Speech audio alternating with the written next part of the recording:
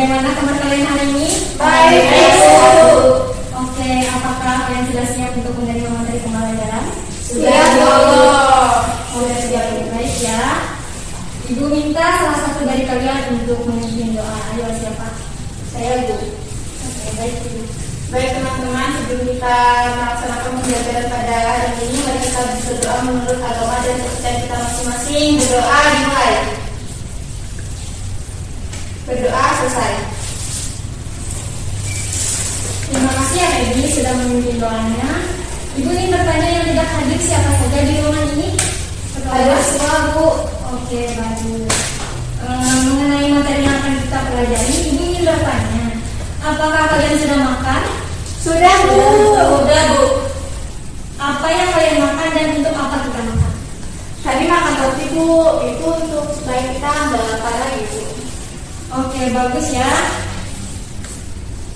Hari ini kita akan membahas materi nutrisi, di mana itu termasuk ke dalam materi pokok dari sistem pencernaan dan bermanfaat untuk keseimbangan gizi kita, agar mencegah dari berbagai macam penyakit yang disebabkan oleh bahan pangan yang terkandung dan banyak produk olahan. Kita lanjut ke bagian inti.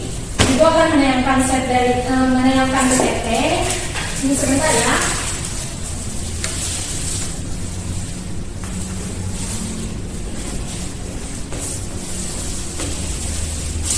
Nah, ini sistem pencernaan, di mana ada sub materinya yang akan kita bahas hari ini adalah nutrisi. Untuk kalian ketahui bersama bahwa di sistem pencernaan itu kita mempelajari nutrisi, struktur dan fungsi sistem pencernaan manusia, gangguan pada sistem pencernaan manusia, dan upaya menjaga pencernaan manusia. Sebelumnya nih, Ibu akan memaparkan bahwa di nutrisi itu ada 5 bagian. Yang pertama ada karbohidrat, lemak, protein, vitamin, mineral, dan air.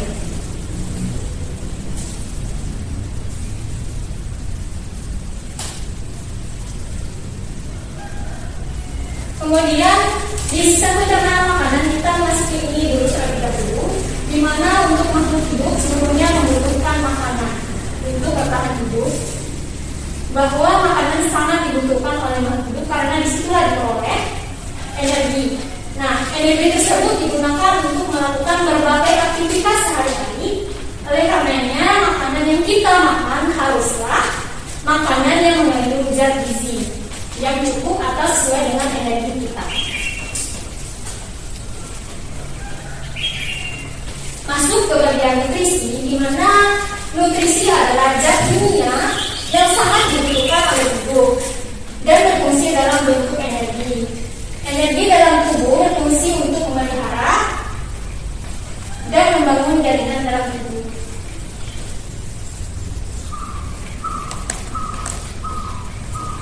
Kemudian di dalam nutrisi itu yang kita makan ada 2 pokok yang perlu diperhatikan. Di antaranya yang pertama itu ada kebutuhan energi. Nah, hampir setiap hari kamu harus beraktivitas di sekolah. Nah, mengerjakan tugas, melakukan kegiatan ekstrakurikuler di sekolah, tentu semuanya membutuhkan banyak energi untuk menunjang semua kegiatan itu. Pada masa-masa pertumbuhan, kalian membutuhkan asupan nutrisi yang cukup untuk menunjang pertumbuhanmu. Ketika kamu lapar, makanan yang kamu pilih makanan yang sesuai dengan seleramu atau milih makanan berdasarkan nilai gizinya. Kemudian yang kedua ada jenis nutrisi. Apakah kamu sedang makan hari ini, dan itulah yang ditanyakan tadi. Apa sajakah yang kamu makan? Makanan yang kita makan setiap hari itu sangat beragam.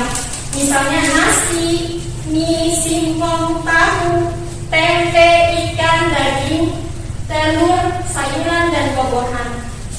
Meskipun wujud makanan yang kamu konsumsi berbeda-beda, namun pada dasarnya makanan yang kita konsumsi mengandung satu atau lebih zat-zat makanan yang berbeda.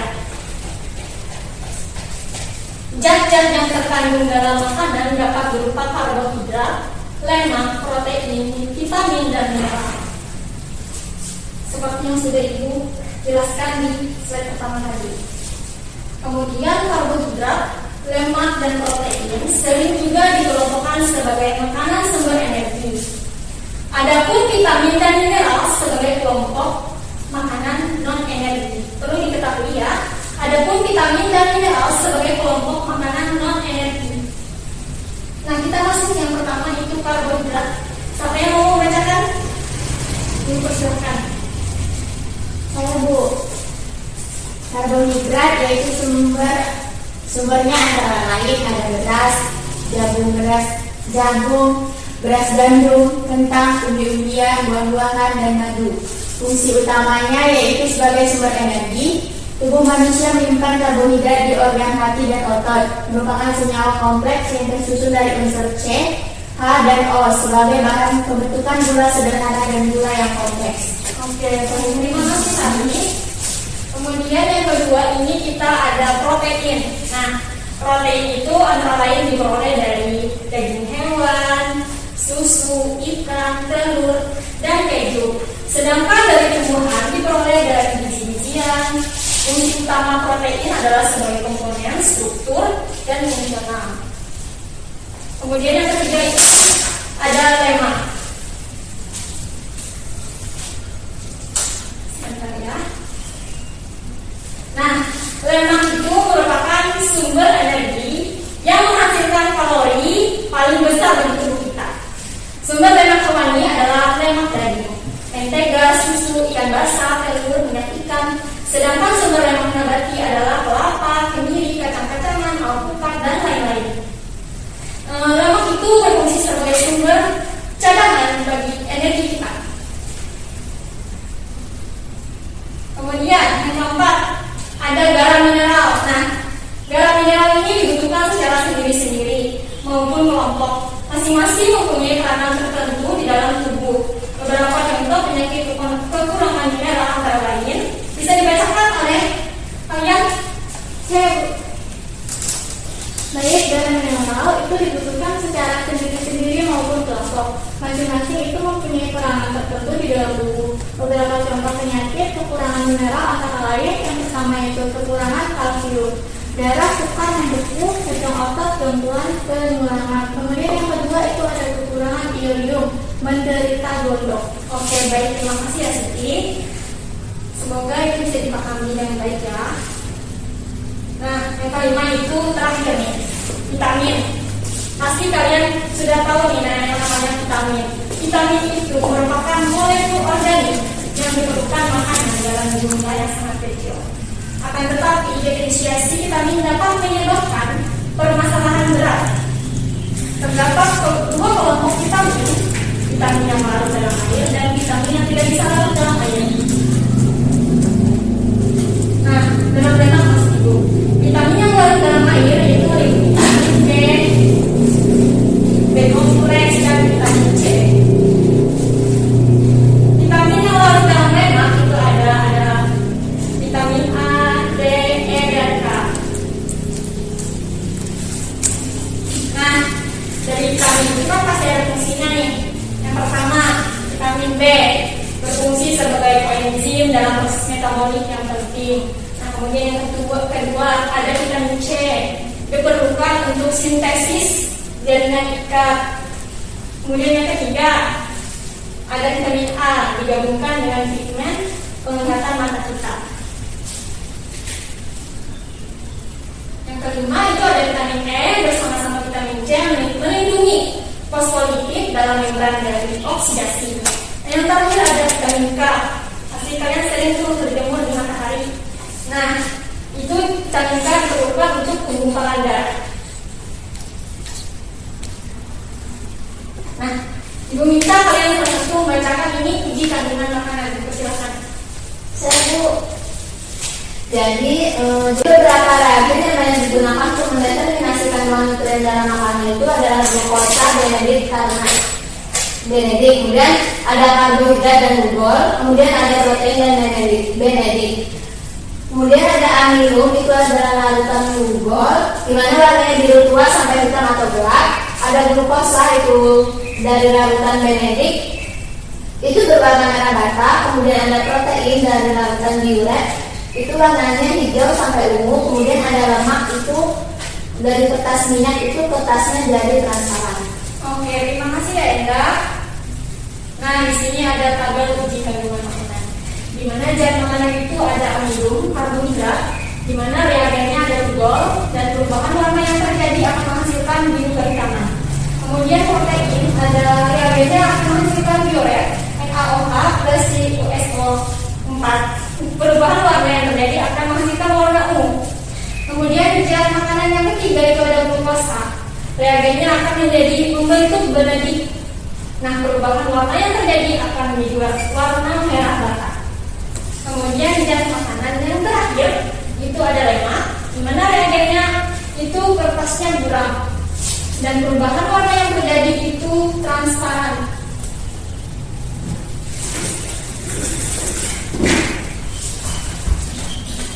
Kita lanjut proses pencernaan makanan. Sistem pencernaan manusia itu terdiri dari saluran pencernaan dan kelenjar pencernaan, di mana berdasarkan prosesnya pencernaan makanan dapat dibedakan menjadi dua macam, yaitu sebagai berikut. Ada yang pertama proses mekanis dan proses kimiawi.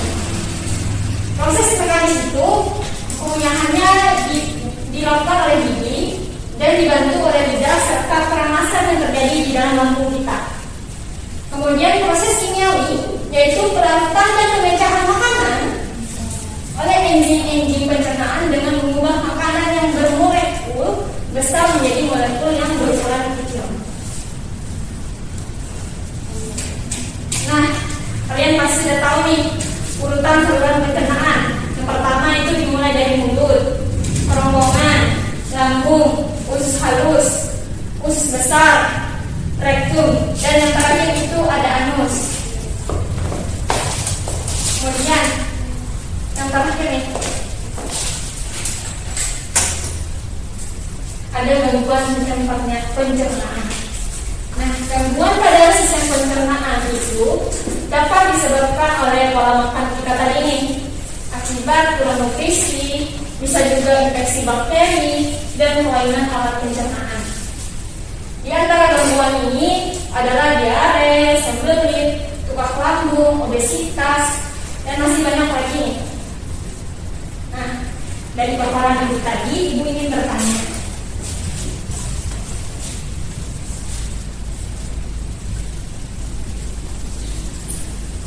Bagi siswa yang mau menjawab, ibu mau bertanya, zat makanan apa saja yang sudah kalian pelajari dari PPT yang sudah disampaikan tadi?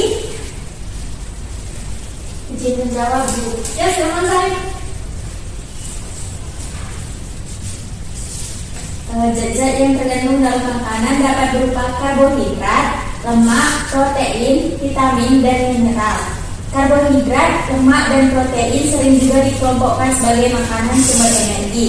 Adapun vitamin dan mineral sebagai kelompok makanan non-energi. Oke, bagus sekali ya Sari. Berarti kamu sudah menyimak materinya dengan baik. Oke, Ibu mau mengajukan pertanyaan lagi nih, dua. Mengapa setelah makan kita menjadi berenergi? Izin menjawab, Bu. Ya, silakan. Karena makanan merupakan sumber energi utama bagi makhluk hidup. Tanpa makanan yang masuk ke dalam tubuh, manusia dapat mati karena tidak punya energi untuk bertahan hidup, dan jika tidak makan, maka tubuh akan lemah dan tidak ada energi, Bu. Oke, bagus sekali ya Enda. Kemudian yang terakhir nih, Ibu bertanya, zat makanan apa yang mampu menghasilkan energi? Saya, Bu. Ya, silakan. Karbohidrat, Bu, seperti padi dan gandum. Oke, bagus ya. Selain karbohidrat, ada protein dan lemak. Baik, kalian yang sudah bisa memperhatikan dengan baik dari apa yang sudah disampaikan tadi. Dan sekarang Ibu akan membagikan LKPD untuk kalian jawab, dan Ibu bagi menjadi dua kelompok yang terdiri dari dua orang ya. Itu ada Ipa dan Sari, itu kelompok 1, dan Peggy dan Eda kelompok 2. Baik, Bu.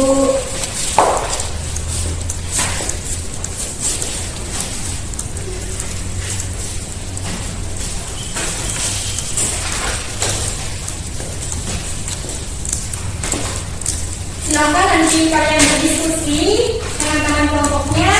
Sampai sini paham? Tahu. Oke, baik. menit untuk menjawab pertanyaannya, dan jika ada pertanyaan yang belum dipahami dari materi yang sudah disampaikan tadi, silakan untuk bertanya dan silakan kalian kerjakan lembar kerjanya diberi 40 menit. Silakan.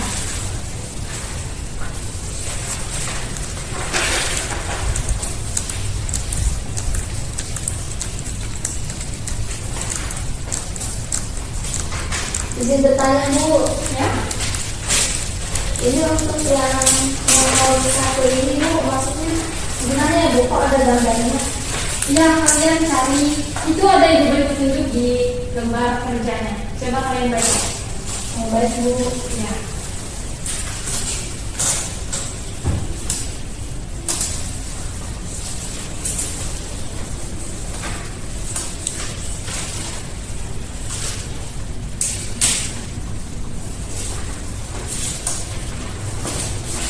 Baik, sudah selesai kan diskusinya, dan diminta dari salah satu kelompok perwakilan kelompoknya nih untuk membacakan hasil diskusinya. Sudah Bu. Oke, silakan. Siapa yang mau juga menyampaikan hasil diskusi LKPD? Kelompok 2 dulu Bu. Oke, silakan. Jadi ada aktivitas satu itu Bu, ada gambar yang pertama ada gambar instan, dan yang kedua ada gambar biskuit ya Bu. Ya, jadi mie instan ini bahan utamanya ada tepung terigu, telur, dan minyak. Nah, kandungan zat makanannya itu ada karbohidrat, protein, dan air. Sedangkan pada biskuit, pada gambar 2 itu ada biskuit, jadi bahan utamanya itu ada tepung terigu, gula, lemak, nabati, telur, dan tapi jagung. Dan kandungan zat makanannya itu ada karbohidrat, protein, dan lemak. Oke, bagus ya. Silakan nanti kalau ada pertanyaan disampaikan ya dari kelompoknya. Silakan kelompok yang berikutnya. Siapa yang menyampaikan? Saya Bu. Ya, silakan. Tadi kelompok 1 sudah kelompok 2 sudah menjelaskan dari LKPD aktivitas 1. Di sini saya akan menjawab jawaban dari aktivitas 2. Di situ ada 4 pertanyaan. Yang nomor 1 itu, apakah kandungan bahan-bahan yang terdapat pada makanan mie instan tersebut cukup untuk memenuhi gizi harian? Jawabannya itu manusia memerlukan kandungan zat seperti karbohidrat, protein, lemak, dan air untuk memenuhi kebutuhan asupan energinya. Selain itu, manusia juga memerlukan kandungan zat seperti mineral dan vitamin, meskipun dalam jumlah sedikit. Dalam tabel sebelumnya, kandungan gizi yang ada hanyalah karbohidrat, protein, air, mineral, dan vitamin. Tidak ada kandungan lemak dalam makanan instan yang diidentifikasi, sehingga makanan-makanan instan tersebut tidak dapat memenuhi gizi harian manusia. Kemudian soal nomor 2, bagaimana caranya agar kamu dapat memenuhi kebutuhan gizi harian kamu? Jawabannya itu yang pertama, makan secara teratur 3 kali sehari dengan gizi yang seimbang dengan jumlah lebih banyak dari biasanya. Kemudian ditambahkan dengan 2 kali makanan kecil. Yang kedua, meningkatkan asupan protein serta karbohidrat merupakan cara yang sangat baik untuk meningkatkan berat badan. Yang ketiga, berolahraga dengan teratur. Yang keempat, istirahat yang cukup. Dan yang kelima, banyak-banyak minum air putih. Kemudian soal nomor 3, yaitu makanan sehat harus mencukupi komponen gizi seimbang. Bahan apa saja yang termasuk komponen gizi seimbang itu? Yang termasuk dalam komponen gizi seimbang tersebut adalah karbohidrat, lemak, protein, vitamin, mineral, karbohidrat, lemak, dan protein. Kemudian yang keempat, jelaskan fungsi dari nutrisi yang terkandung pada komponen gizi seimbang. Jawabannya itu ada karbohidrat itu berfungsi sebagai sumber tenaga, lemak berfungsi sebagai sumber energi cadangan, 3 protein berfungsi untuk pertumbuhan, perkembangan, dan mengganti sel-sel tubuh yang rusak. 4 mineral berfungsi sebagai zat pengatur proses-proses dalam tubuh. Yang kelima yaitu vitamin yang berfungsi sebagai pengatur dan pelindung menjaga kesehatan. Terima kasih Bu. Oke, berarti sudah kalian ketahui nih bahwa berhati-hatilah dalam memilih zat nutrisi yang terkandung di dalam makanan.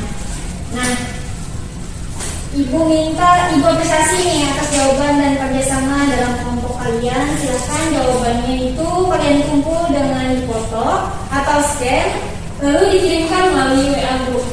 Baik ya, Bu. dan yang lembar itu disimpan sebagai pedoman kalian. Baik Bu. Oke, sebentar lagi nih waktu kita, dan Ibu minta salah satu dari kalian untuk bersedia menyimpulkan materi kita hari ini. Saya Bu. Oke, silakan. Jadi, kemudian suatu materi kita hari ini dapat saya simpulkan yaitu nutrisi adalah zat kimia yang sangat dibutuhkan oleh tubuh dan berfungsi dalam bentuk energi. Zat-zat yang terkandung di dalam makanan dapat berupa karbohidrat, lemak, protein, vitamin, dan mineral. Karbohidrat, lemak, dan protein sering juga dikelompokkan sebagai makanan sumber energi. Adapun vitamin dan mineral sebagai kelompok makanan non energi. Gangguan pada sistem pencernaan makanan dapat disebabkan oleh pola-pola makanan yang salah, infeksi bakteri, dan kelainan alat pencernaan. Sekian Bu. Oke, bagus ya Siti atas jawabannya. Nah, Ibu akan memberi kalian tugas nih untuk minggu depan. Kalian pelajari terlebih dahulu materi buat minggu depan ya, yaitu sistem organ pencernaan manusia secara detail lagi, dan bisa kalian cari di berbagai macam sumber, baik dari buku perpustakaan, sumber dari internet, juga bisa ya, supaya lebih menambah wawasan kalian dalam memahami materi. Baik Bu. Ya, Ibu akhiri pertemuan kita pada siang hari ini. Silakan, siapa yang mau memimpin doanya terlebih dahulu? Saya Bu. Ya, silakan. Baik Bu, saya akan memimpin doa. Mari teman-teman semua, sebelum kita mengakhiri pembelajaran hari ini, alangkah baiknya kita berdoa terlebih dahulu menurut agama dan kepercayaan kita masing-masing.